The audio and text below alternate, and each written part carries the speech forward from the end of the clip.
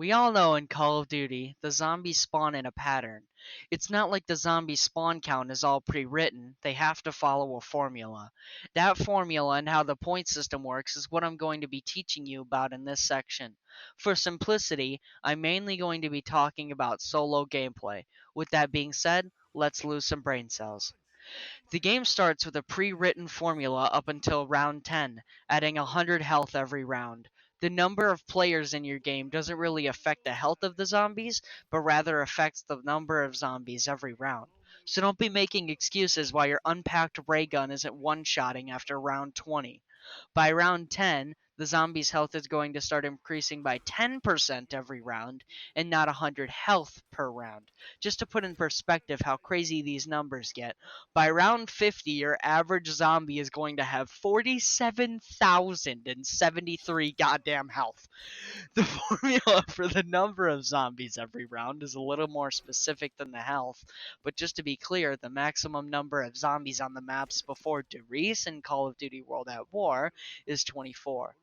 The maps after Derice still goes by 24, but only for the number of zombies on screen, not the number of zombies actually available to spawn per round.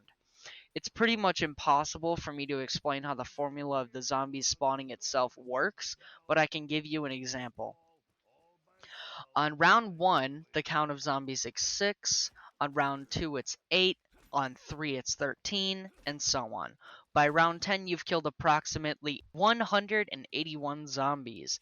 Now it's time for me to explain the easiest one, the point system. To start off, your average hit is going to be about 10 damage if it didn't kill the zombie. If you shoot a zombie in the torso when it dies, you get 60 points. If it's a limb or an explosive, you get 50. If it's the neck, you get 70. If it's the head, you get 100. And if it's your knife, you get about 130 points. The next section is point rewards. The average bonus points power up gives you about 50 to 500 points. A carpenter gives 200 points, and a nuke gives 400 points. All of these, including zombie hits, can be doubled by the double points power up.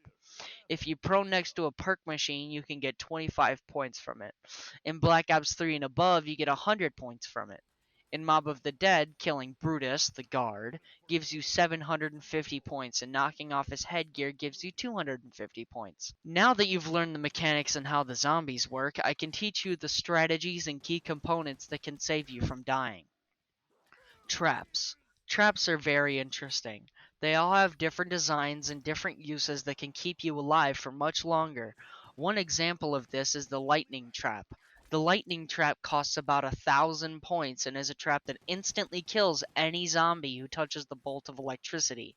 Just be careful because this trap can kill you too. Another example is the acid trap from Mob of the Dead. It takes a moment before it kills the zombie, but it's also safer for the player because it doesn't instantly kill you when you mistakenly step into the trap's range. It's a bit of a scam because it costs the same amount as the fucking lightning trap. Bullshit, bro, what the hell? But the mystery box. The mystery box is a big crate with two yellow or white question marks on it, and it has a beacon of blue light shooting into the air, revealing the box's location. It costs about 950 points to open. Once opened, it cycles through a variety of different guns ranging in high to low rarity. Low rarity guns includes things like the ballistic knife, the rocket launchers, or the RK-5. High rarity guns include the ray gun, the Wunderwaffe DG2, and the thunder gun. Some of the high rarity guns are map exclusives, so don't get too excited to get the Paralyzer and Origins. Once you buy the box too many times, it will eventually give a teddy bear and float up into the air, now occupying one of the many other areas it can spawn. If there is only a singular mystery box location, it'll never move. The monkey bomb is the next one. Now I know the name is weird, but the monkey bomb seriously helps out whenever you need to revive your teammates because it acts like a grenade. Once you throw the bomb, it plays a tune and all the zombies on the map immediately turn their attention towards the bomb and go right next to it, giving you the opportunity to either get away or revive a teammate. The bomb then explodes and kills all the zombies around it. You obtain it from the mystery box. Training is the next subject. Training is when you run around a large area on the map and don't shoot any zombies. This eventually makes a huge horde of zombies behind you, usually 24. Then you quickly turn around and kill the entire horde, earning lots of points at once. This technique takes a bit of practice as a lot of people usually die from doing it. That's why it's so important to do it right. Dog rounds.